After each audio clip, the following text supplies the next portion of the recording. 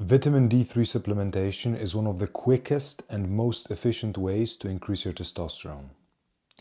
Not only that, but you also get an antidepressant effect without the side effects of SSRIs, right? Without turning you into a zombie. Now, why does that matter? Because, bro, for about 10 cents per day, and that's for a very large dose, depending on the country, for about 10 cents per day, you can increase your physical performance in all areas, whether that's strength, whether that's endurance, whatever.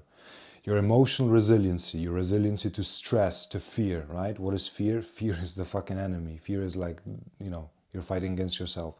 You can increase your energy levels, you can increase your libido, all of that, right? Because like I always say, our goal here isn't to have some arbitrary number of testosterone level. It's not to have 1,000 nanograms per deciliter, or to never ever in our lives drink a glass of wine, or to always go to sleep at 10:30 for the rest of our lives. No. If you want to be Brian Johnson, go look at Brian Johnson, go follow him, go live like him. But here, we focus on living a tremendous life, right? A life full of memories, full of adventures. We take risks, sometimes we fuck up. We build empires, we eat tremendous food, we ride on motorcycles, we make love, all that, right? We create a tremendous life. And the truth is, bro, that biochemistry drives behavior. So we optimize all that to achieve the goal outcome, which is that life. And the way to do it is to live how you're meant to live, how you've evolved to live, biologically, psychologically, spiritually, how you're wired after 200,000 years of evolution, right? All right, let's get into it. Now, how do I know what I'm talking about? Am I a doctor? What's my authority? I'm not a doctor. I despise them. When I was 17 years old, I looked like this. I went to a doctor, I said, what's the problem? He said, nothing. So I had to take matters into my own hands, right? I looked like this despite swimming twice a week for 8 years, despite going to the gym twice a week, despite eating my mom's healthy meals every single day. I didn't eat out or anything. I didn't eat like McDonald's and shitty food. No, I ate at my mom's house. Good like chicken and good stuff, right? And despite that, I developed like a woman after puberty. So something was wrong. Those genes were fucked. So I took matters into my own hands and I broke the fucking system. Now I have 1,500 nanograms per deciliter. Now I'm a fucking caveman.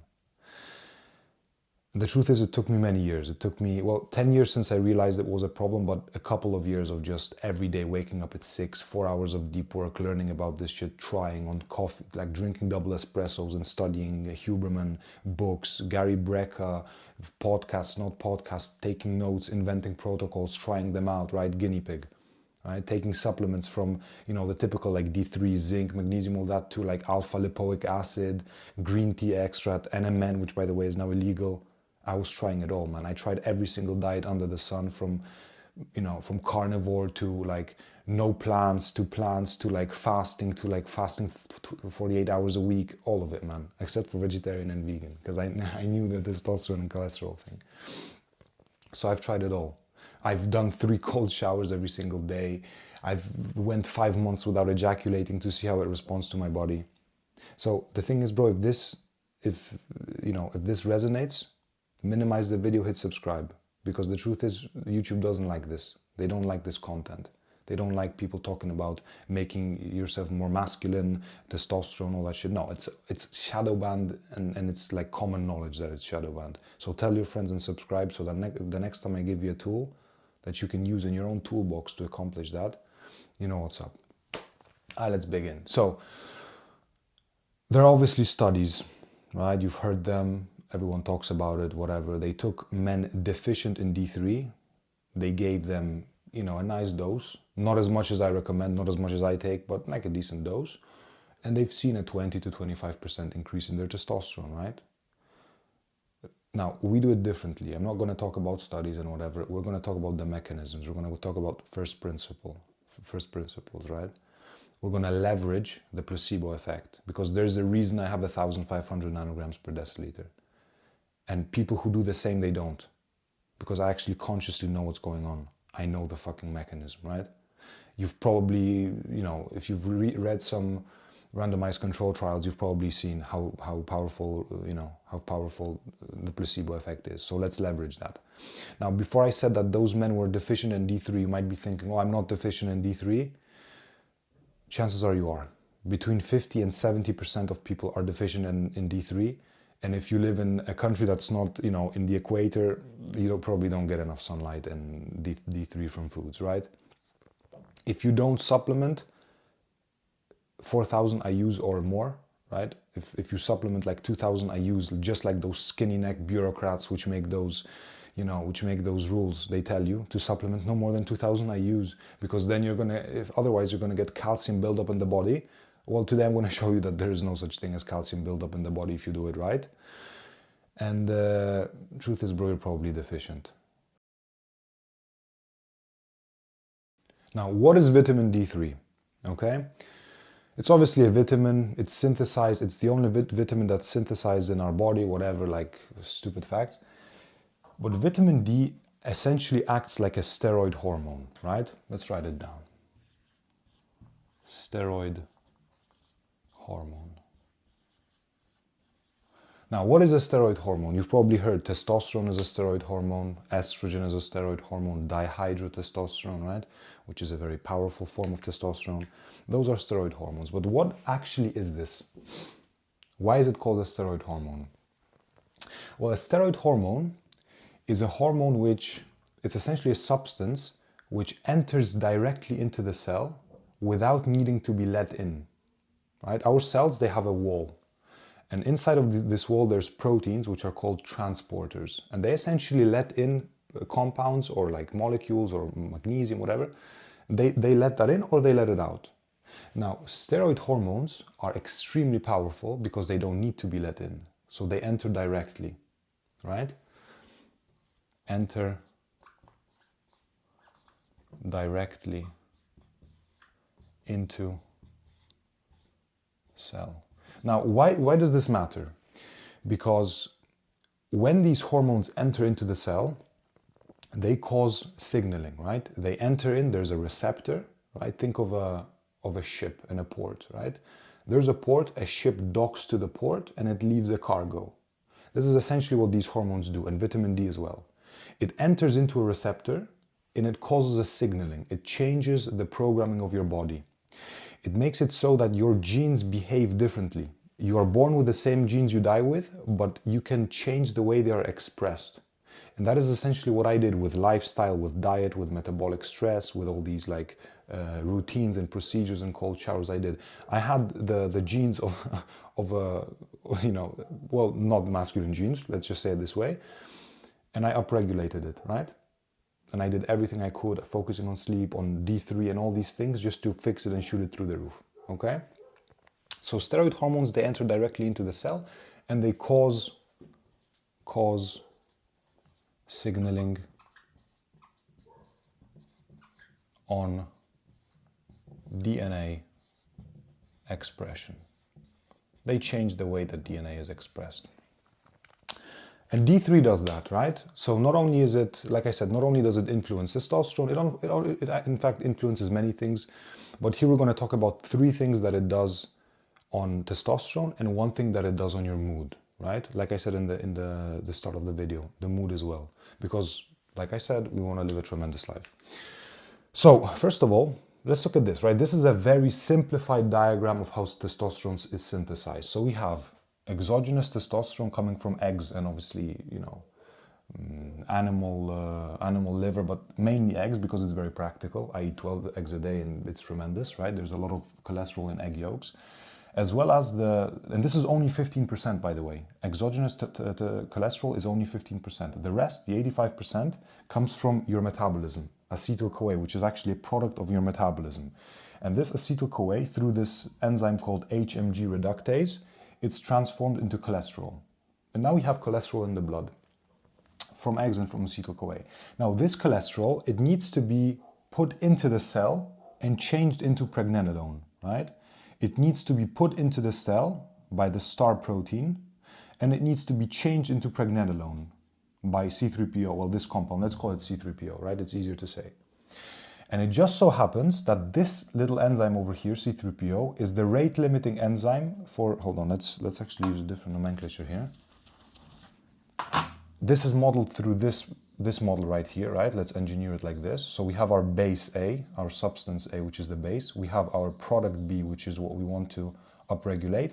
And this is modeled through the use of one rate-limiting enzyme. One thing controls this synthesis. And it just so happens that this thing here, CYP11A1, also known as C3PO, is the rate-limiting enzyme. Now, D3 enters into the cell and it upregulates on a genetic level, right? Through signaling through DNA expression. It epigenetically does so. It upregulates this enzyme. What happens? There's more of it. It works better, which means we increase this, right? We've already increased the base by eating eggs and like upregulating metabolism. Now we're focusing on the enzymes. What happens? There is more B, which is our testosterone, which was being created in the Leydig cells, which is our nuts, and in the adrenals, right? In our adrenals. Obviously then, it does so through the pregnenolone and testosterone. How does it do that? Like I said, it enters into the cell and there's such a thing called the VDR receptor. It gets the port, the ship docks to the port and it leaves the cargo. It causes the signaling, okay? Now, what about the star protein? There's a reason I drew it here. I wrote it down because this as well, it's the same mechanism. D3 essentially increases the protein synthesis because it's a protein, it's a star protein. Steroid acute regulatory protein. What does this do?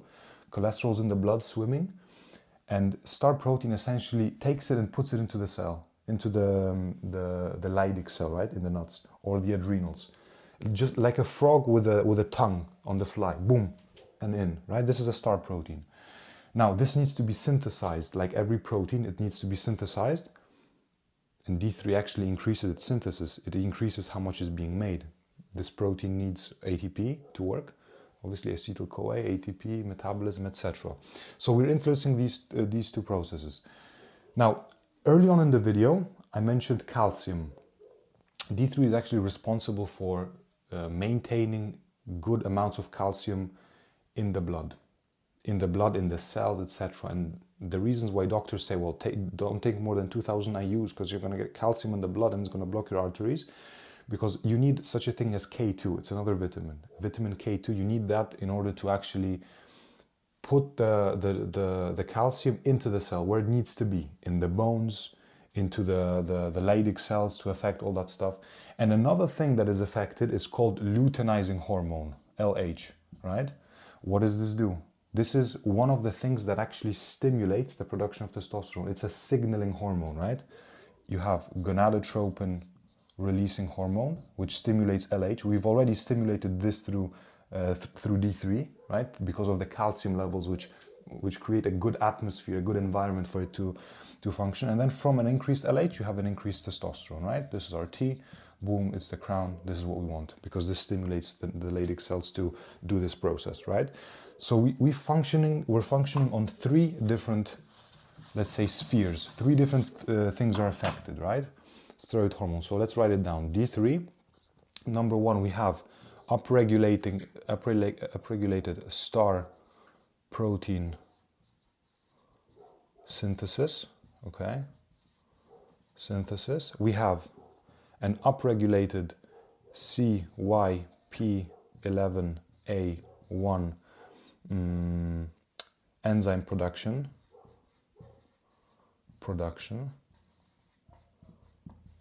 Now this is DNA level, right? And then we have an upregulated LH signaling, let's call signaling power, right? Signaling power. So this is three key interaction, right? Let me remind you again, this is the rate limiting enzyme. And this is what actually makes it so that the cholesterol in the blood, right? People are scared of having high cholesterol because it's in the blood, but you actually take that cholesterol and put it into the cell. Just like when you eat, you elevate your blood glucose because you ate carbohydrates. What happens? Insulin, or like mechanical movements, it takes the blood glucose, it takes the glucose from the blood and puts it into the cell. Because we don't want to have elevated blood glucose levels. We don't want to have elevated blood cholesterol. We want the cholesterol inside the cell. Okay. So this is testosterone. Let's talk about the last one, which is the mood, right? Now, so there are two compounds, there are two neurotransmitters, essentially compounds operating in our brain, which are responsible for our mood, for how good we feel, right? I'm gonna get rid of this. One of these compounds is called oxytocin. Oxytocin determines how well we feel. When is this created? When is this synthesized? During skin-to-skin contact with a loved one, like intimacy, sex, all these, holding hands, hugging, kissing, all these things, right? Women are actually more sensitive to this hormone, right? But this is oxytocin. The second one is called serotonin, right? Now, what do psychologists and psychiatrists, what do psychiatrists do when there's somebody with depression? They assign a SSRI, it's called a selective serotonin reuptake inhibitor. It essentially, what it does is it essentially makes it so that serotonin is more time, it's present in the system, it degrades slower, right? Serotonin. The problem is it changes the way that everything works, because the dopamine serotonin balance is extremely crucial, right? You want to feel good, but you also want to be motivated to pursue, right? To fight, to go get it, to take risks and all that stuff, right? Serotonin. Now, how is serotonin made, right? So we always look at first principles. We always look at eggs, acetyl-CoA, enzymes and stuff so that we can model it. Serotonin is actually synthesized from this amino acid called tryptophan. Now, tryptophan is actually converted into serotonin, right? It can be either in the gut or in the brain, but we're going to focus on brain serotonin because that's actually the one that causes the mood changes. And it turns out that this enzyme over here is called tryptophan hydroxylase 2, right? The first one is in the gut, the second one is in the brain. And again, how does that link to the vitamin D3? Other than stimulating this and this through the VDR receptor, right? VDR receptor, right? It turns out that these receptors are also present in the areas of the brain and the eyes which produce serotonin. So again, D3 enters into that, it goes into the receptor, right? The ship docks to the port. There's signaling. What's the signaling? An increase in this tryptophan hydroxylase enzyme, which is the rate-limiting enzyme for this process, which thereby increases serotonin. So we have more serotonin in the brain, and it doesn't disturb the balance, right? We feel better, but it works the way it's supposed to. It's not like it's in the system for too long, too much signaling. No, it works the way it's supposed to work. So vitamin D3 is a fucking antidepressant, bro. And it's a real one, it's a natural one. That's why they say the sun is a natural antidepressant. People get, depression during winter. Why? Because there's no sun, because they don't get enough vitamin D3. They don't produce enough serotonin. The supplementation range, the dosage range, varies widely from expert to expert, right? I'm going to make use of the people I trust the most, the people who helped me achieve my goal, right? So Gary Brecka, Andrew Huberman, Tim Ferriss, basically biohackers, actual scientists, right? Who actually have results in real life. If you look at Andrew Huberman, he's actually like, he makes use of the science that he creates, right? So the range in a blood test, when you make a blood test, you get a vitamin D3 result, and there's a range. In the blood test, like safe ranges are between 30 to 100 nanograms per milliliter. That's the range. That's right, vitamin D3 range. That's the blood test range. When it's more than 100, it's unsafe. When it's less than 30, it's considered deficient. But people like Andrew Huberman, like Gary Brecka, like Tim Ferriss, they actually said that this isn't that optimal, right? That the optimal range is actually a lot more narrow, right? So Tim Ferriss says 55 nanograms per milliliter, right? Andrew Huberman says between 40 and 60 nanograms per milliliter. Gary Brecka between 60 and 80 nanograms per milliliter. So it's much higher than this, right? It's significantly higher than 30, all of them. Now, I had clinically low, vitamin D levels. I didn't have to test my blood to know. I know how I felt. So I started supplementing with 10,000 international units 6 days per week. Until I did a blood test and I had a result of 71.8 nanograms per milliliter, after which I reduced this down to 8,000 IUs, right? So this, then this, reduced down to 8,000 international units 5 days per week. And this is my current protocol. This is how much I take when it comes to D3 dosages. Now, what I recommend you do is just take 8,000 just every single day. Whether you're clinically low, not clinically low, just take 8,000 IUs every single day. The fact is you also get vitamin D3 from your food, so you don't need to supplement that much. There are people who actually supplement 100,000 IUs, but they have genetic, mutations which cause them not to produce enough of the active form, okay? Now, that's the dose. Now, when should we take it? At what time of day, right? This is the dose. So you should do 7 days per week. What is the dose? 8,000 IUs 7 days a week. What is the time of day? The best time of day to take D3 is as soon as possible in the morning, because think about it. Vitamin D3 is synthesized naturally from the sun, which means our body's circadian rhythm is adapted in such a way where it's natural for us to have D3 in the mornings. I personally fast until, late in the day, I'm talking 4, 5, 6 o'clock. But on my first meal, when I break my fast, I take my 8,000 international units, okay? So, morning, when breaking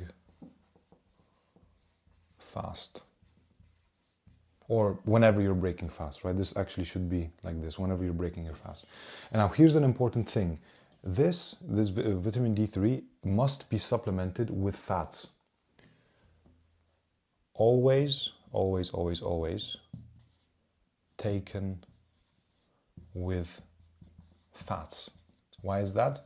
Vitamin D3 is a fat-soluble vitamin. It's not water-soluble. That means when you take it without fat, you're actually going to piss it out. It's not going to be absorbed. So it has to be taken with fats.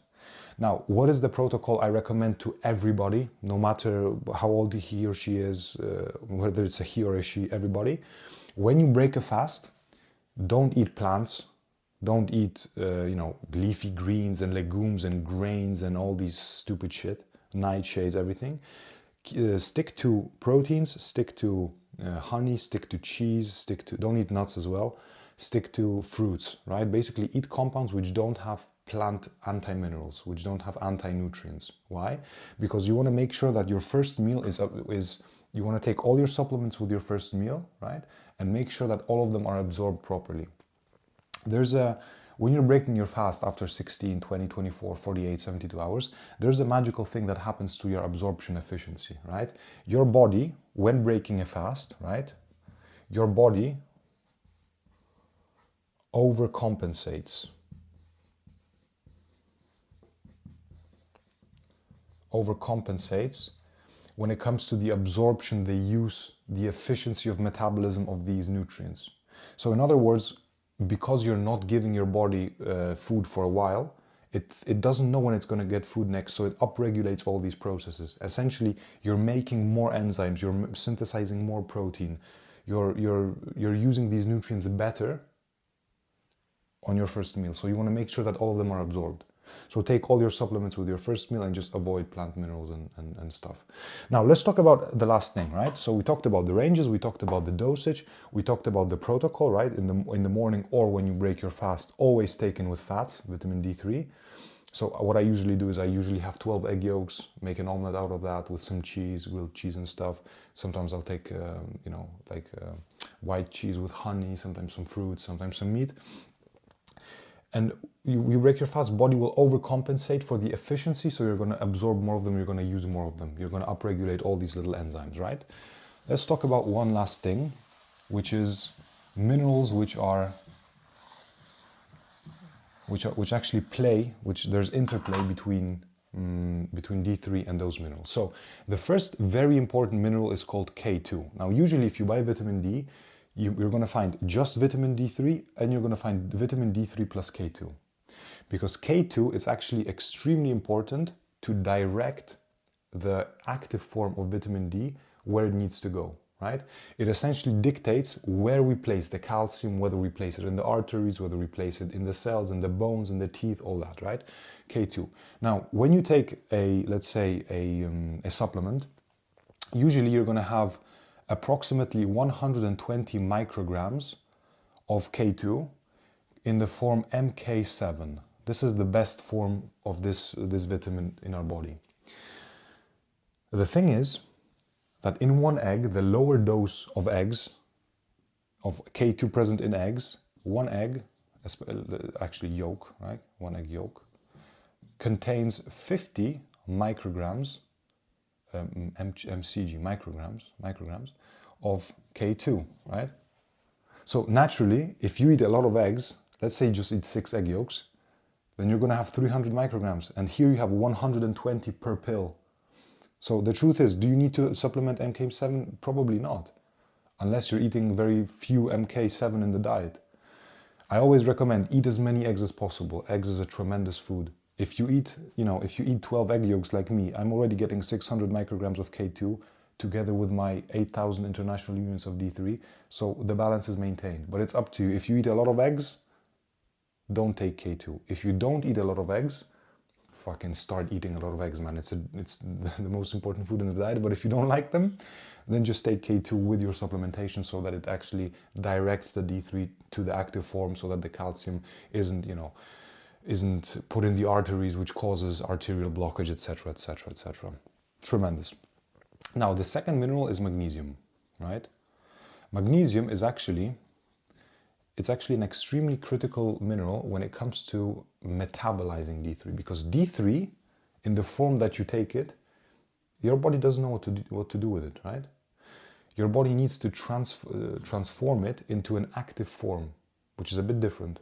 And magnesium plays a key role as a cofactor for the enzyme which transforms D3 into its active form, okay? Magnesium. Now, protocol for magnesium, approximately 250 milligrams of magnesium glycinate before bed. Right before bed. Why is that? Magnesium glycinate acts as a promoter of GABA. Glycine itself is a neurotransmitter which is inhibitory, so it makes you sleep better. It inhibits the action of cortisol, adrenaline, norepinephrine, all these things, right? So it essentially makes you more calm, chill, relaxed, GABA, right? Magnesium glycinate. Now the third one is zinc. I'm gonna write zinc citrate here already. Why? Because zinc citrate is it's the cheapest form and it's very bioavailable. It's between 15 to 30 milligrams, let's say that's the dose, right? Why is that important? This also plays a role in VDR receptor sensitivity. VDR receptor sensitivity. It essentially makes it so that those VDR receptors, those ports, they're more inclined to accept those ships, right? That want to dock.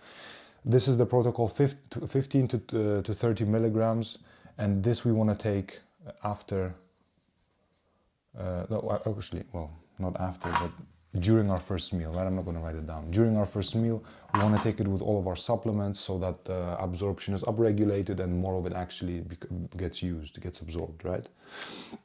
Perfect. So we're done. We talked about D3 fully. We talked about the mechanism, we talked about why it's important, we talked about what it does, we talked about a mood boost that it gets you, that it acts as an antidepressant. We talked about the protocol as well as the doses of supplementation. We talked about the ranges of concentration in the blood based on the best in the field, in the world, right? Brecka, Huberman and Ferris, in my opinion. Those guys are game changers. And I gave you my protocol. I gave you how I did it with my 10,000 units, which then got dropped down to 8,000, right?